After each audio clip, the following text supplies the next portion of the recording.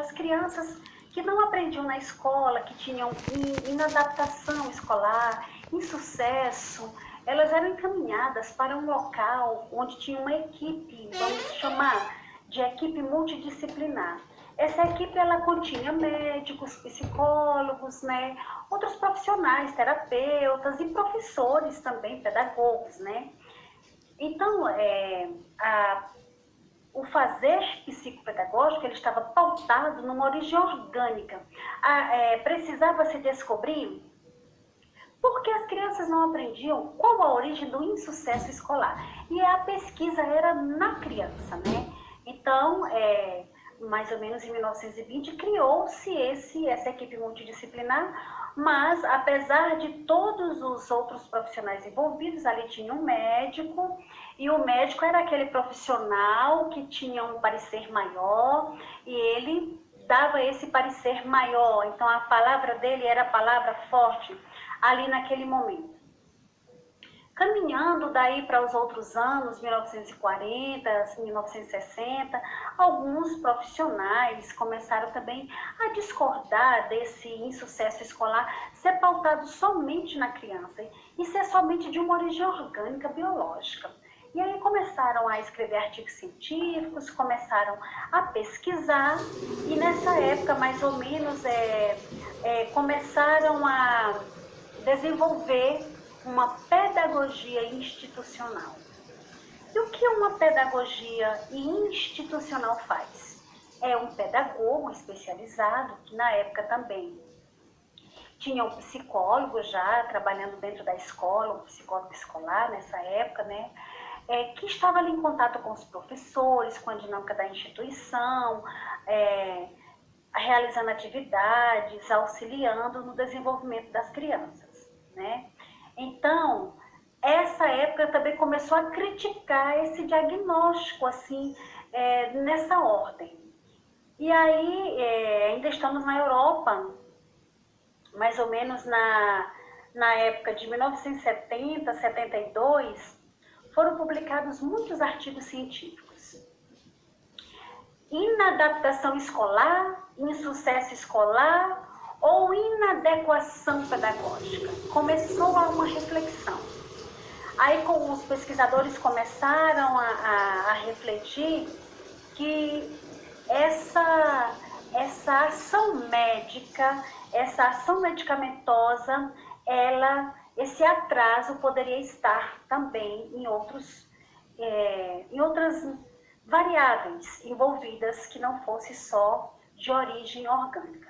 Nessa mesma época aí, o mundo se mobilizando, Maria Montessori, que nós conhecemos da história da educação, muito famosa, que ainda hoje nós utilizamos o método montessoriano, é fantástico para a alfabetização, né?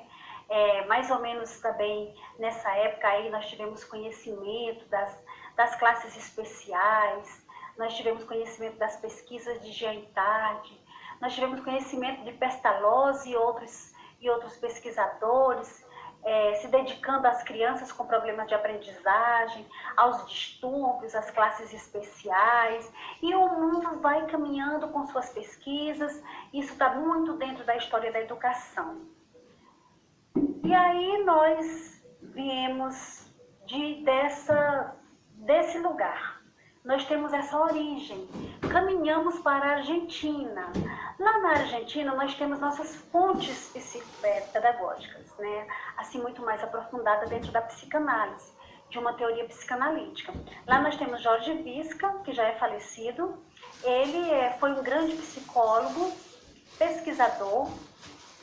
Ele criou a epistemologia convergente, que são estudos baseados na psicanálise, são estudos baseados na cognição, são estudos baseados em Jean Piaget, na parte cognitiva biológica. Então, a epistemologia convergente é uma teoria de Jorge Visca. E, então, ele foi, assim, uma contribuição enorme que Jorge Visca deu para a psicopedagogia. Ele fundou os centros comunitários em Curitiba, um dos estados do Brasil, lá no sul, onde tem, assim, a psicopedagogia muito fundamentada assim, na Argentina, nos pesquisadores argentinos. Lá tem muitos pesquisadores, então ele contribuiu muito aqui no Brasil com a psicopedagogia. E aí, ainda caminhando por essa linha histórica no Brasil, os conhecimentos de Sara Paim, os conhecimentos, as pesquisas de Alicia Fernandes, que é argentina, né, de Jorge Visca, vem trazendo contribuições para pesquisadores brasileiros.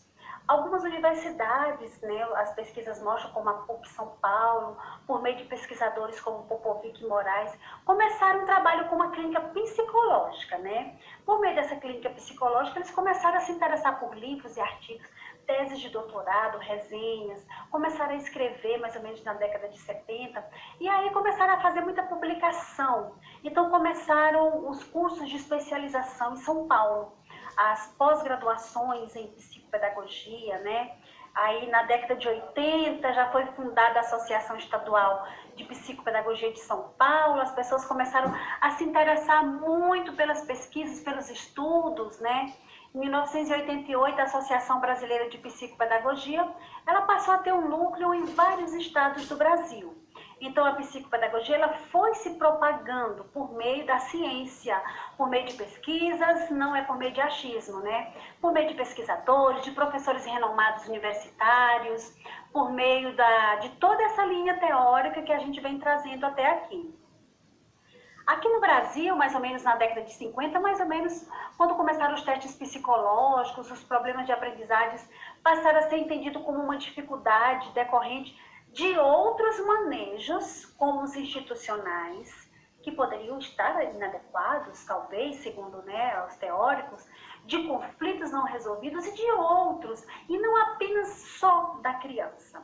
Em 1979 foi implantado no Instituto Sede Sapien o primeiro curso de reeducação psicopedagógica de São Paulo, baseado em Jorge Visca, Sara Paim, Alicia Fernandes, bem numa linha teórica argentina.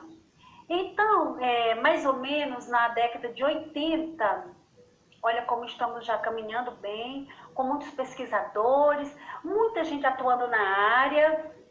Mais ou menos nessa década, aconteceu a criação da Associação Brasileira de Psicopedagogia. A BPP, Associação Brasileira de Psicopedagogia. Nessa época foi criada a BPP. No final dos anos 90, o Brasil foi marcado pelas contribuições teóricas, as grandes publicações, as práticas, né, argentinas, espanholas e francesas na área da psicopedagogia. Um grande nome que não pode faltar é de Alicia Fernandes. Alicia Fernandes, ela é muito importante na área da psicopedagogia, ela aborda a dinâmica familiar dentro da psicanálise, ela traz uma importância muito grande, então é importante que vocês conheçam o livro Inteligência Aprisionada, de Alicia Fernandes. Os processos de aprendizagem do próprio terapeuta, ela chama de terapeuta, o profissional precisa conhecer o seu próprio processo de aprender. Nós, enquanto psicopedagogos, usando uma linguagem de Sara Paim, nós aprendemos e ensinamos. Então, somos aprender-ensinantes. Estamos o tempo inteiro aprendendo e ensinando. A formação do profissional, hoje no Brasil, ela é feita em cursos de graduação e de pós-graduação somente em instituições de ensino superior credenciadas pelo MEC. Hoje a psicopedagogia ela se fundamenta dentro da sua própria originalidade, né, mas banhadas por outras ciências. A psicopedagogia não é uma ciência, mas ela é uma atuação profissional, ela tem um fazer científico, banhado em outras ciências como pedagogia, psicanálise, biologia, neurociência, linguística, psicanálise, neurologia, psiquiatria e várias outras, das quais todas que forem necessárias para que a psicopedagogia avance. A fonoaudiologia, a psicologia e entre muitas outras ciências. Nós compomos várias áreas do conhecimento e bebemos nas fontes e precisamos e trabalhamos interdisciplinar, de forma interdisciplinar, com outros profissionais. Então, nós caminhamos até aqui. Hoje nós temos um código de ética, não podemos deixar de falar que é muito importante para o psicopedagogo, o código de ética. Todas as profissões existe uma ética.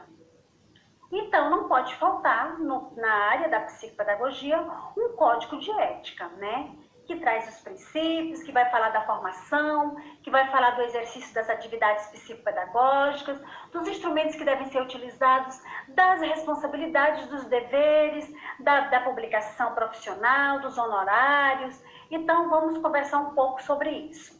Até aqui nós caminhamos com a linha teórica vinda da Europa, passando pela Argentina, chegando ao Brasil.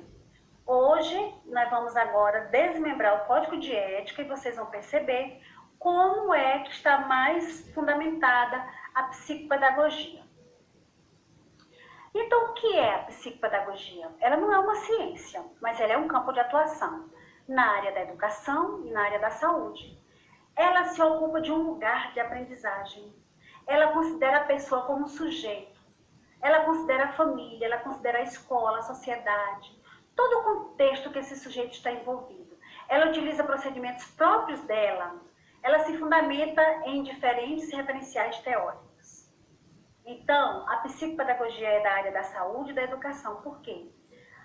Hoje a psicopedagogia, ela está com uma atuação dentro da área institucional, dentro da área da educação, nas escolas, nas empresas, e está dentro da área da saúde, dentro da psicopedagogia hospitalar. Hoje nós temos psicopedagogos atuando dentro de hospitais e grandes redes hospitalares. A psicopedagogia ela é de natureza inter e transdisciplinar. Ela se utiliza de métodos, ela tem instrumentos próprios, ela tem recursos, né? Ela utiliza todos os recursos que são cabíveis na área da intervenção que cabe a ela própria. E a psicopedagogia, ela também tem objetivos. A atividade psicopedagógica desenvolvida dentro de um ambiente clínico ou institucional, ele tem objetivos.